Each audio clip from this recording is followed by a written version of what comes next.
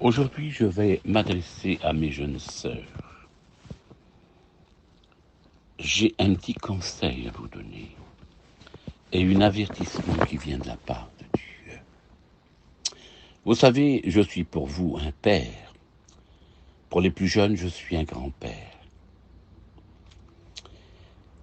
Et je me permets de vous avertir et de vous mettre en garde. Je vais vous dire une seule chose, que dans un foyer, la femme a 95% pour diriger son foyer. Et tout dépend de la femme. Et vous êtes responsable de la vie de votre foyer. Alors ce matin, je vais vous avertir et je vais vous mettre en garde de quelle façon que la femme doit diriger son foyer. Et surtout les femmes de Dieu. Ce n'est pas une condamnation que je vais vous donner, parce que la parole de Dieu ne condamne pas. C'est simplement un avertissement. Et c'est un conseil que je vous donne. Il serait bon de voir la réalité en face et les choses en face ce matin. Alors c'est la parole de Dieu qui s'adresse à vous ce matin. Ce n'est pas Tinin. J'ai pris que simplement des versets. Et je vais résumer quelques mots sur ces versets-là. Écoutez-les et soyez bien attentifs, vous, mes jeunes sœurs, parce que votre foyer dépend de vous. Tout dépend de vous. Écoutez ce qui est dit dans les Proverbes chapitre 19 et au verset 14. On peut hériter des parents une belle maison, des richesses. Mais regardez ce qu'elle dit la parole de Dieu. Mais une femme prudente est un don de l'Éternel. Je commence avec ce mot, pour mieux vous compreniez l'importance d'une femme prudente. Une femme qui est sage. Mais une femme prudente est un don de l'Éternel. Regardez ce qui est dit dans les Proverbes chapitre 19 et au verset 13. Un fils stupide, un fils qui n'écoute pas la voix de son père, est une calomnie pour son père. Les querelles d'une femme, écoutez bien ce que je vais vous dire, les querelles d'une femme sont comme une gouttière sans fin, qui ne s'arrête pas et qui fait du mal. Les querelles d'une femme, c'est important ce que je vous dis, c'est une gouttière sans fin. Regardez ce qui est dit dans les Proverbes au chapitre 25 au verset 24. Mieux vaut habiter, écoutez bien ce que je vais vous dire, mieux vaut habiter à l'angle d'un toit sur les toits que de vivre avec une femme qui a des querelles. Mieux vaut habiter dehors, sur les toits, que de vivre avec une femme qui a des querelles. C'est très difficile. Regardez ce qui est dit aussi dans les Proverbes, chapitre 31, verset 10. Celui qui a trouvé une femme de valeur, écoutez bien ce que je vais vous dire, elle vaut mieux qu'une perle de valeur. Celui qui a trouvé une femme de valeur, elle est plus belle qu'une perle de valeur. Je vais vous dire, moi j'avais une perle de valeur dans les mains. Je m'ai marié très jeune avec elle. Elle avait que 17 ans, même pas, elle avait 16 ans et demi. Je vous dis de la part de Dieu, j'avais une compagne, c'était une perle. C'était une femme extraordinaire. C'était un modèle pour moi. Je vous dis de la part de Dieu, elle m'a jamais désobéi. Elle m'a jamais dit non. Je n'ai jamais frappé ma femme. Elle était à l'écoute de ce que je lui disais. Comme une personne venait vers moi, je vous dis de la part de Dieu, c'était elle qui était le premier à les servir. Elle faisait des sourires que vous ne pouvez pas vous imaginer.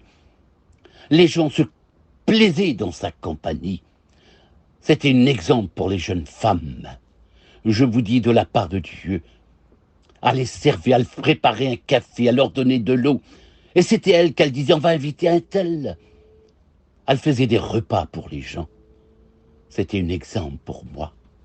Je vous dis de la part de Dieu, elle ne faisait jamais la tête.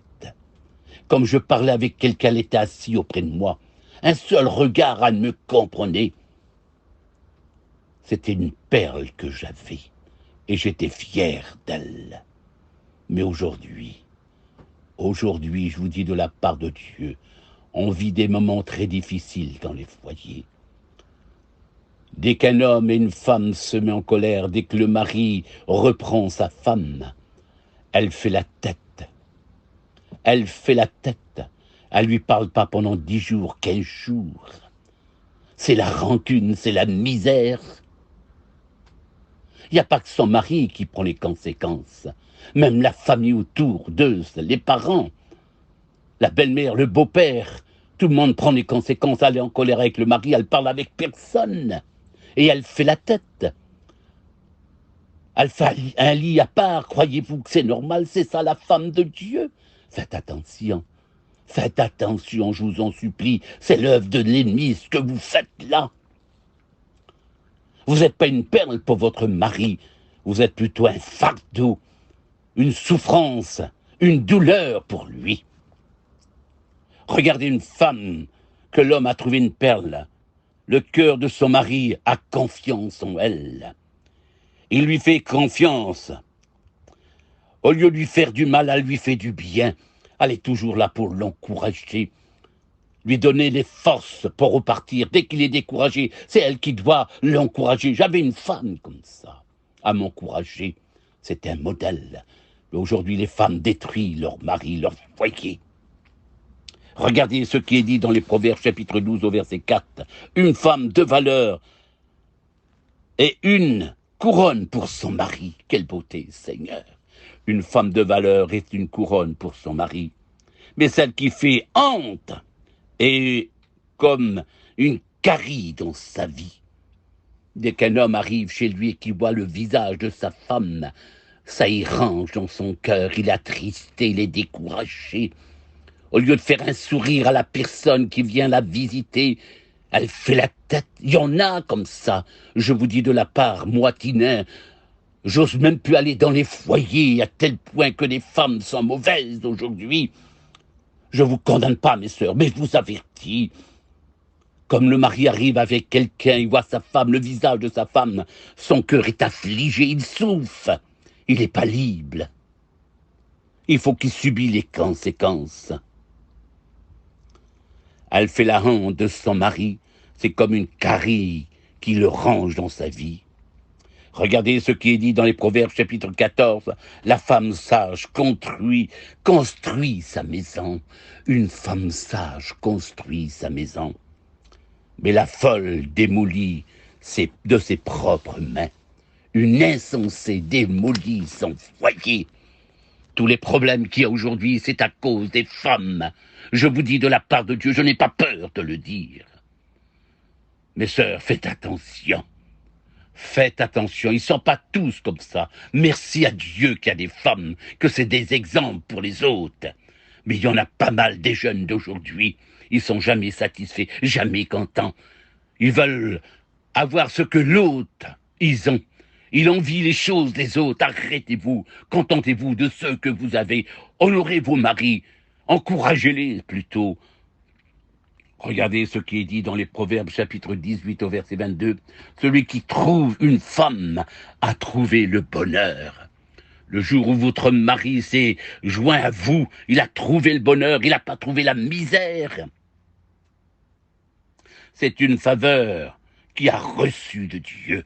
Dieu vous a unis ensemble. Ce n'est pas pour vous détruire. Ne rentrez pas dans l'œuvre de l'ennemi pour vous détruire. Je vous en supplie au nom du Seigneur. Soyez un foyer, un modèle pour les gens qui vous entourent.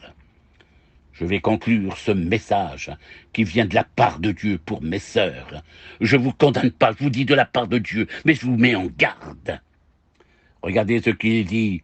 Mieux vaut un morceau de pain sec avec la tranquillité dans une maison qu'une maison pleine de viande avec des disputes. Mieux vaut un morceau de pain sec avec la tranquillité dans le foyer qu'une maison pleine de viande avec des querelles. Cela se trouve dans les Proverbes 17. Regardez ce qui est aussi dans les Proverbes 21 au verset 19. Mieux vaut habiter dans une terre aride qui ne donne pas de fruits, rien du tout, qu'avec une femme qui a des querelles. Je vous en supplie, mes sœurs. C'est un avertissement qui vient de la part de Dieu. Et je vous dis de la part de Dieu, n'ai pas parlé à des insensés ce matin. J'ai parlé à des femmes qui sont conscientes. Quand je vous ai dit au départ, votre foyer dans vos mains, faites attention de ne pas détruire votre foyer. Tout dépend de vous. Une femme sage construit sa maison. Soyez des femmes sages. Ne faites plus la tête, au contraire. Montrez l'exemple que vous êtes des femmes de Dieu et des hommes de Dieu. Vous savez, c'est pas en voyant quelqu'un faire des grands sourires devant une personne ou d'aller à l'église de mettre son foulard. Non, ce que Dieu demande, c'est que vous soyez un modèle déjà avec votre mari, vos enfants, votre famille, vos belles familles. C'est ça que Dieu demande. Ne jouez plus la comédie. Soyez des femmes vraies ce matin. Tout dépend de vous. Vous êtes responsable de 80% dans votre foyer. Je vous dis de la part de Dieu, soyez des modèles, surtout pour votre mari qui sert Dieu. Soyez des exemples, encouragez-les. Donnez-leur le courage de, si vous voyez votre mari attristé, encouragez-le. Donnez-y des bons conseils. C'est de cette façon-là que vous aurez des victoires avec Dieu. Soyez des femmes vraies avec Dieu. Ne trompez pas, ne jouez pas la comédie. Je vous en supplie. Vous avez fondé un foyer, Dieu vous a donné un foyer. Tout dépend de vous. Que Dieu vous bénisse. Prenez garde à cet avertissement qui vient de la part de Dieu. Que Dieu vous bénisse, mes sœurs. Soyez prudentes. Je ne condamne pas tous mes sœurs parce qu'il y a des femmes que c'est des exemples aujourd'hui. Mais il y en a aujourd'hui. C'est pire que des vipères. Faites attention. Que Dieu vous bénisse. C'est un avertissement qui vient de la part de Dieu. C'est pas une condamnation. Dieu vous aime. Dieu aime votre foyer. Ne détruisez pas ce que Dieu vous a confié. Que Dieu vous bénisse.